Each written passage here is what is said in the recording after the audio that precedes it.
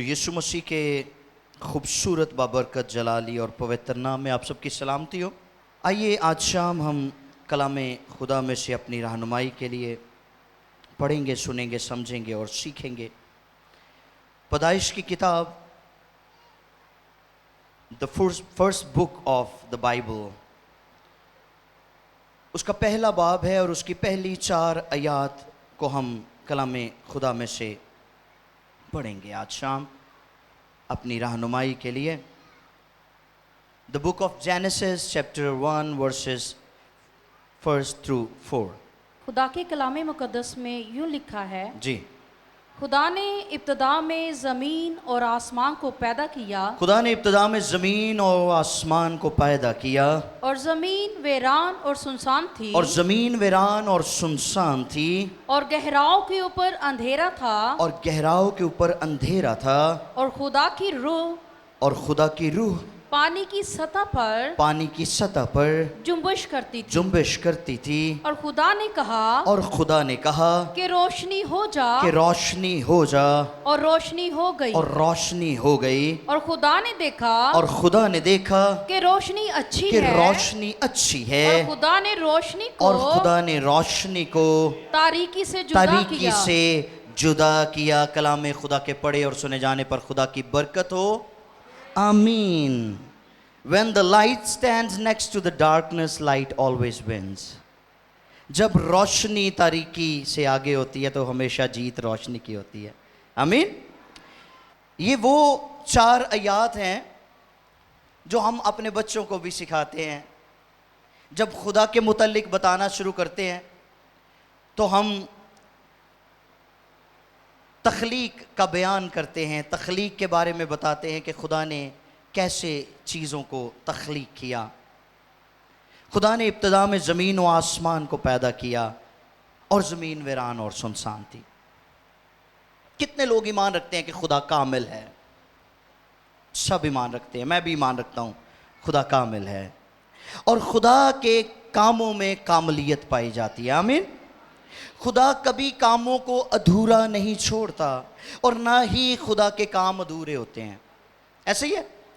इंसान कभी किसी काम का कसद करता है, इंटेंशन करता है, तो with the passage of time, वक्त गुजरने से उसका इरादा बदल जाता है। वो कहता है अच्छा 2 साल पहले मैंने ये सोचा था, अब मेरा ज़हन बदल गया, अब मैं वो काम नहीं करूंगा, अब मैं ये काम करूंगा, ऐसे ही है। अब यहां पर लिखा है कि इब्तदा में खुदा ने ज़मीन और आसमान को पैदा किया और दूसरी आयत में लिखा है ज़मीन वीरान और what was the mystery behind? क्या भेद था इसके पीछे? खुदा जिस चीज को बनाता है उसको परफेक्ट बनाता है, उसमें कामलियत पाई जाती है, उसमें परफेक्शन मौजूद होती है। तो फिर क्यों कर ऐसा हुआ कि खुदा ने ज़मीन और आसमान को बनाकर ज़मीन को वीरान रहने दिया और आसमान को बेतरतीब छोड़ दिया? अब इस मिस्ट्री को, इस गुत्थी को सुलझाने से पहले, इस मिस्ट्री को, इस भेद को समझने से पहले हमें एक और बात को समझना जरूरी है। इससे पहले कि हम इस बात को समझें कि क्यों ज़मीन वीरान और सुनसान थी, एक और सवाल इससे पहले जहन में उठता है, गर्दिश करता है कि बिल आखिर खुदा ने ज़मीन और आसमान को बनाया क्यों? क्यों ज़मीन बनाई गई? ये आइडिया आया कहां से? इसकी ज़रूरत खुदा ने क्यों महसूस की? तख्लीक के सारे काम की ज़रूरत क्यों पड़ी? इंसान को बनाने की ज़रूरत क्यों पेश आई? क्यों चौपाए, चरिंद परिंद, हशरात, हैवानात, नबातात को बनाने की ज़रूरत पेश आई? What was the reason behind? क्या वजह थी? क्यों खुदा को ऐसा करना पड़ा? चंद साल पहले, गालबन 2 साल पहले की बात है, एक शाम मैं रोज़े की हालत में चर्च ऑफिस से जब घर लौटा तो रोज़ा खोलने के बाद मैं बिस्तर पर लेट गया कुछ वक्त आराम करने के लिए, और जो ही मैं लेटा एक सवाल मेरे जहन में गर्दिश करने लगा کہ آخر انسان کی زندگی کا مقصد کیا ہے، یا خدا انسان کی زندگی کے لیے کیا مقصد رکھتا ہے، تو دل ہی دل میں نے خدا سے یہ پوچھنا شروع کیا کہ کیا انسانی زندگی جو ہے وہ ذمہ داریوں کے گرد گھومتی ہے، کہ انسان روئے زمین پر اپنا مقررہ وقت گزارے، اپنی ذمہ داریوں کو پورا کرے اور اس کے بعد خاموشی سے ایک دن اس دنیا کو، اس زمین کو چھوڑ کر چلا جائے۔ تو لٹرلی میں نے ایک رویا دیکھی، اور اس رویا میں خدا نے مجھے میرے سوال کا جواب دیا، اور جو کچھ خدا نے مجھے دکھایا اور جو کچھ خدا نے مجھے بتایا، اس سب کو دیکھنے اور سمجھنے کے بعد میں جان گیا کہ خدا کے زمین اور انسان کو کے بنانے کا مقصد کیا تھا، کیوں خدا نے زمین کو بنایا اور انسان کو اس زمین کے اوپر رکھا، اس کی وجہ کیا تھی، اس کے پیچھے مسٹری کیا تھی، اور میں نہیں چاہتا تھا کہ آپ بھی اس بھید سے ناواقف رہیں۔ اس لیے آج خداوند نے مجھے موقع دیا کہ میں اس بھید کو آپ کے ساتھ شیئر کروں جو خدا نے مجھ پر ظاہر کیا۔ خدا نے مجھے دکھایا اور بتایا کہ آسمان پر فرشتوں کے گروہ خدا کی مدح سرائی کرتے ہیں، اس کی ورشپ کرتے ہیں، اس کی حمد و ثنا کرتے ہیں، مگر ایک گروہ ایسا نکلا جس نے خدا کے خلاف بغاوت کی، اور اس گروہ کا جو قائد تھا، اس گروہ کا جو لیڈر تھا، وہ کہیں باہر سے آیا ہوا کوئی فرشتہ نہیں تھا، یا باہر سے آئی ہوئی کوئی مخلوق نہیں تھی، بلکہ وہ اپنا خدا کا مقرب فرشتہ لوسیفر، جو بعد میں ابلیس اور شیطان کہلایا، وہ اس گروپ کا لیڈر تھا۔ اور جب اس نے خدا کے ساتھ، خدا کے خلاف بغاوت کی، تو اسے اپنے حضور سے نکالنے کے لیے خدا کو سپیس چاہیے تھا۔ غور کریے گا اس بات پہ، یہ وہ ہے جو میں نے اس رویا میں دیکھا۔ خدا نے کہا کہ مجھے اس کو اپنے حضور سے نکالنے کے لیے جگہ کی ضرورت تھی، سپیس کی ضرورت تھی، کیونکہ اس سے پہلے کبھی یہ نوبت آئی ہی نہیں کہ خدا کسی کو اپنے حضور سے نکالے۔ خدا تو سب کو گلے لگاتا ہے، خدا تو سب سے پیار کرتا ہے، خدا تو انٹیمیسی چاہتا ہے، خدا تو قربت چاہتا ہے، لیکن پہلی دفعہ ایسا ہوا کہ خدا نے کسی کو اپنے حضور سے نکال دیا۔ اب اس گروہ کو اور اس کے قائد کو اپنے حضور سے نکالنے کے لیے خدا کو زمین بنانی پڑی، اور اس زمین کے اوپر خدا نے ابلیس اور اس کے گروہ کو پٹک دیا، اور ابلیس کے اور اس کی فوجوں کے گرنے کے باعث یہ زمین ویران اور سنسان ہو گئی۔ میں آپ کو ایویڈنس دیتا ہوں، آئیے دیکھیں یسایہ کی کتاب، اس کا 14واں باب ہے، اس کی 12ویں آیت سے لے کر 14ویں آیت تک پڑھیے گا۔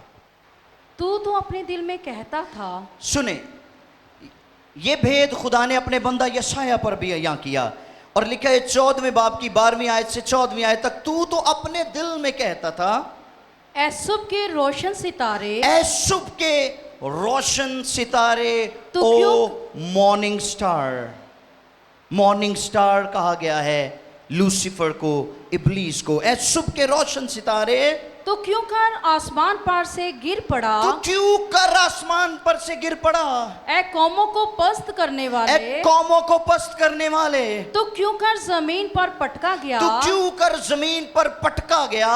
تو اپنے دل میں کہتا تھا، تو اپنے دل میں کہتا تھا، میں آسمان پر چڑھ جاؤں گا، میں آسمان پر چڑھ جاؤں گا، میں اپنے تخت کو خدا کے ستاروں سے بھی میں اپنے تخت کو خدا کے ستاروں سے بھی اونچا کروں گا، اونچا کروں گا اور میں شمالی اطراف میں اور میں شمالی اطراف میں جماعت کے پہاڑ پر بیٹھوں گا جماعت کے پہاڑ پر بیٹھوں گا میں بادلوں سے بھی اوپر چڑھ جاؤں میں گا بادلوں سے بھی اوپر چڑھ جاؤں گا میں خدا تعالیٰ کی مانند ہوں گا میں خدا تعالیٰ کی مانند ہوں گا یہ چیلنج کیا تھا ابلیس نے خدا کو جس کے باعث خدا نے اس کو زمین پر پٹک دیا اور اس کے زمین پر گرنے کے باعث لکھا ہے زمین ویران اور سنسان تھی اور گہراؤں کے اوپر اندھیرا تھا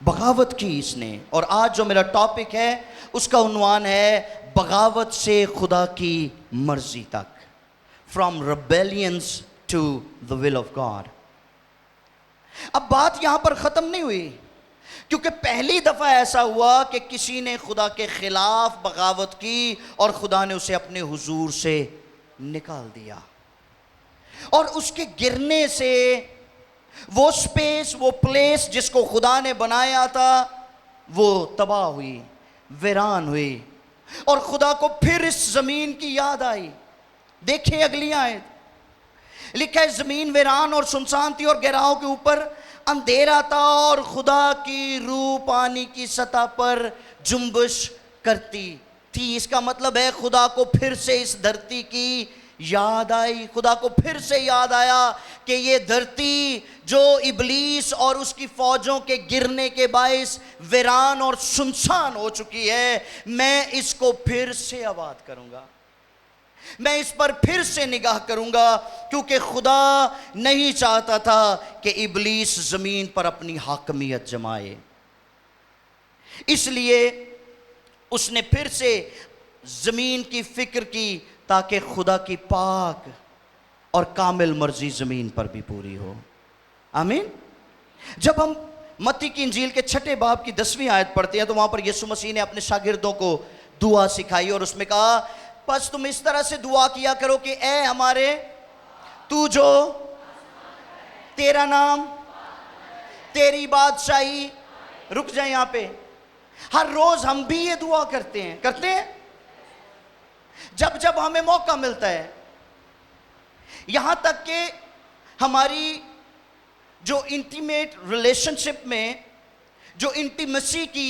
پریئر ہوتی ہے جسے ہم دلی دعا کہتے ہیں اس دعا کے بعد ہم دعائے ربانی کو پڑھنا فرض سمجھتے ہیں اور ہر دعا میں ہم کہتے ہیں تیری مرضی جیسے تیری بادشاہی آئے تیری مرضی جیسی آسمان پر پوری ہوتی ہے زمین پر بھی اس کا مطلب یہ ہوا کہ ابھی تک خدا کی نہ تو بادشاہی زمین پر آئی ہے اور نہ اس کی مرضی زمین پر پوری ہو رہی ہے تو پھر کہاں پوری ہو رہی ہے ایمانداروں کی زندگیوں میں ایمانداروں کے دلوں میں خدا کی بادشاہی موجود ہے ایمانداروں کی زندگیوں میں خدا کی مرضی پوری ہو رہی ہے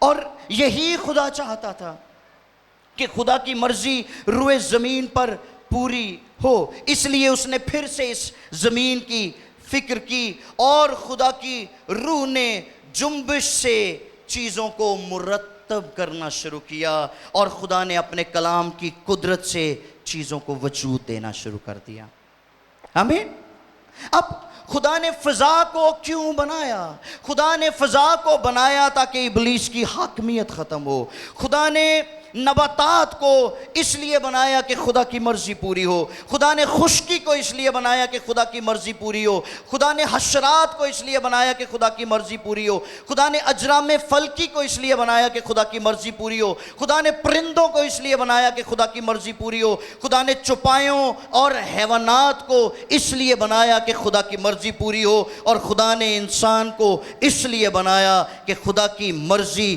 اس کی زندگی میں اور روئے زمین پر پوری ہو ہاللیلویا یہ تھی تخلیق کی بات کیوں خدا نے تخلیق کا یہ سارا کام کیا اب بات کرتے ہیں مخلوق کی خدا نے کہا آؤ ہم انسان کو اپنی شبیہ پر کیوں کیا وجہ تھی انسان کا بنایا جانا ابلیس کے لیے ایک بہت بڑا چیلنج تھا کیونکہ خدا نے انسان کو زمین پر اپنا نمائندہ مقرر کیا. کیا کیا؟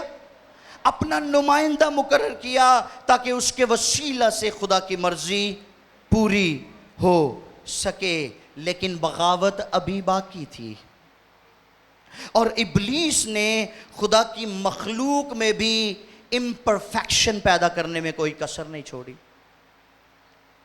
اس نے اس کو بھی ٹریک سے اکھاڑا ہے. یہ ایسا باغی نہیں ہے جو ایک دفعہ بغاوت کر کے آرام سے بیٹھ جائے. یہ وہ باغی ہے جو مسلسل بغاوت پر ڈٹا رہتا ہے, بغاوت کرتا رہتا ہے. کلام میں واضح طور پہ لکھا ہوا ہے کہ جب آدم بنایا گیا تو وہ کامل تھا. جب آدم بنایا گیا تو وہ کامل تھا, کیونکہ میں نے شروع میں کہا کہ خدا کبھی بھی ادھورے کام نہیں کرتا. خدا جو کچھ بھی بناتا ہے, جو کچھ بھی کرتا ہے, اس میں پرفیکشن موجود ہوتی ہے. مگر جیسے زمین ابلیس اور اس کی فوجوں کے گرائے جانے سے ویران اور سنسان ہو گئی, بالکل اسی طرح آدم بھی گناہ میں گرنے کے باعث ویرانی کا شکار ہو گیا. اور خدا پکار اٹھا. کیا کہا خدا نے؟ اے آدم تو کہاں ہے؟ اے آدم تو کہاں ہے؟ پیدائش کی کتاب 2 باب 9 آیت.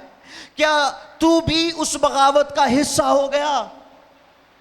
کیا تو بھی حرص و ہوس کی رو میں بہہ گیا؟ کیا تو بھی میری شفقت و محبت کو بھول گیا؟ اے آدم تو کہاں ہے؟ اب خدا کا غضب نازل ہوا اور دوسری دفعہ یہ موقع تھا کہ خدا نے کسی کو اپنے حضور سے پھر سے نکال دیا. It was second time. پہلی دفعہ ابلیس کو اس نے اپنے حضور سے نکالا اور دوسری دفعہ اس نے انسان کو اپنے حضور سے نکال دیا, کیونکہ انسان اس کی مرضی پوری کرنے کے لیے تیار نہیں تھا. اب اپنے حضور سے بھی نکال دیا ہے, اس کو سزا بھی دی ہے کہ تو عمر بھر خون پسینے کی کمائی کھائے گا, لیکن چین خدا کو پھر نہیں, مطمئن پھر نہیں ہو رہا, سیٹسفیکشن نہیں ہے. اور کیا کرتا ہے؟ اپنے پاک روح کے وسیلہ سے بھٹکے ہوئے انسان کی, گمراہ انسان کی پھر سے تلاش شروع کرتا ہے. اور خدا کا پاک روح پھر سے بھٹکے ہوئے انسان پر جنبش کرنا شروع کر دیتا ہے. لکھا ہے زمین ویران اور سنسان تھی اور گہراؤں کے اوپر اندھیرا تھا. ہاللیلویا. اب بیٹے نے باپ کی مرضی کو پورا فالو کیا ہے.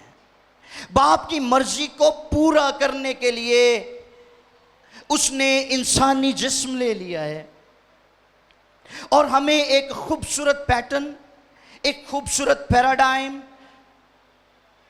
یعنی ایک نمونہ یسوع مسیح نے دے دیا کہ ہمیں کس طرح سے باپ کی مرضی کو پورا کرنا ہے. آئیے ایک ریفرنس دیکھتے ہیں. یوحنا رسول کی معرفت لکھی گئی انجیل ہے, 4 باب ہے, اس کی 31ویں آیت سے لے کر 34ویں آیت تک ہم پڑھیں گے. دی گاسپل آف جان, یوحنا کی انجیل, اس کا 4 باب ہے, چیپٹر نمبر 4, ورسز 31 through 34.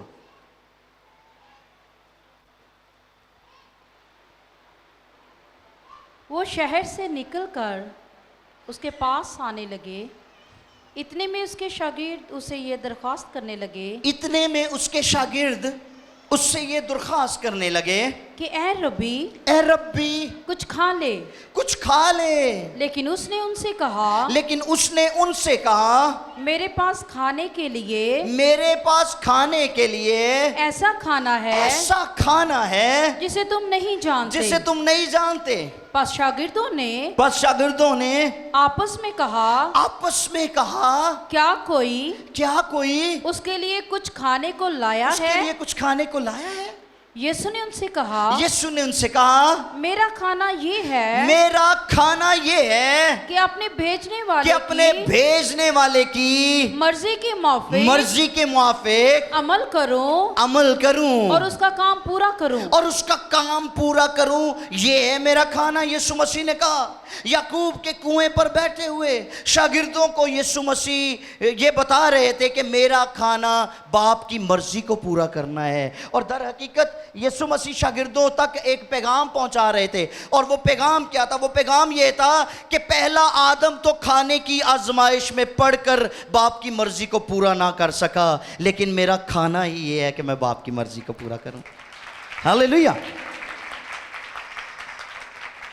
यहां तक कि जान कनी की हालत में बागे गेत्समनी में भी यीशु मसीह ने फरमाया मत्ती 26:39 में, मेरी नहीं बल्कि तेरी मर्जी पूरी हो। अब हमारे लिए ये लेसन है कि हमें अपनी जिंदगी के मकसद को समझने की जरूरत है। खुशी हो या गम हो, हमें खुदा की मर्जी को अपनी ज़िंदगी में अव्वलीन तरजीह देनी चाहिए, ताकि हम आइंदा को बागी न रहें बल्कि खुदा की मर्जी को पूरा करने वाले बने। आमीन। पैदाइश की तरफ बढ़ते हैं फिर से, पहले बाब की तरफ।